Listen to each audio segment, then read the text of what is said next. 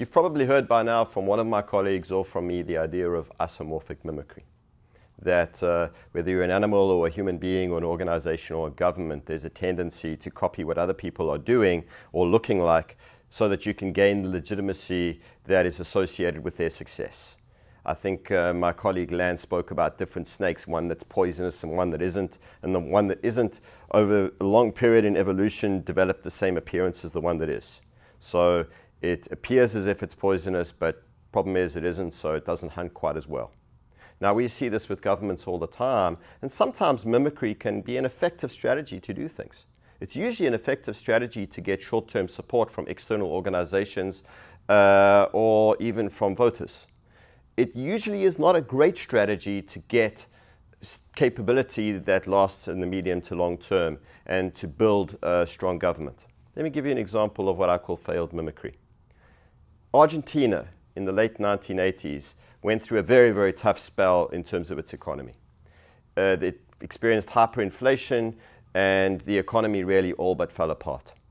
In the late 1980s, the IMF engaged with the new government. They had an election in 1990, and President Menem came in and promised that he would introduce all sorts of fiscal rules, all sorts of budgetary controls, monetary controls, etc.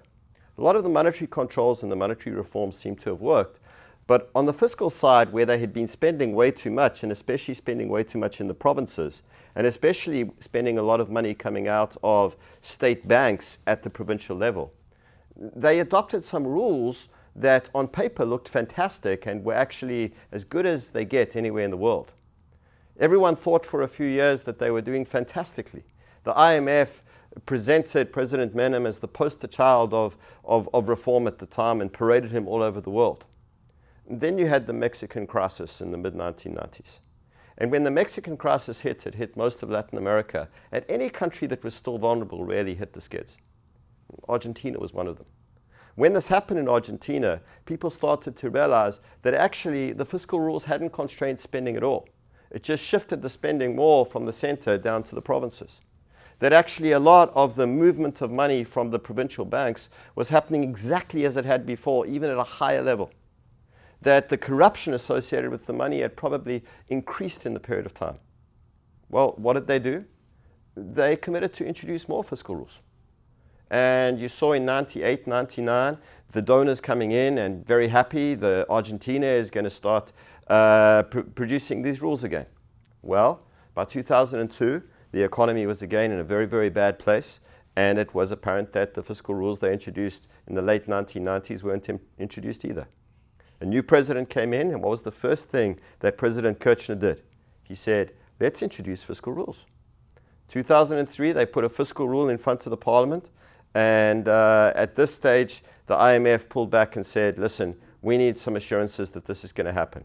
To date, that fiscal rule has never been implemented. Now, it's interesting that you have a government that's doing exactly what outsiders are telling it to do repeatedly, again and again. But mimicry doesn't get you change. And it's really a sad story that you see repeated in many countries all over the world. It gets in the way and it crowds out the hard, the tough, the politically sensitive discussion about doing the thing in the context that really solves the problem in the context.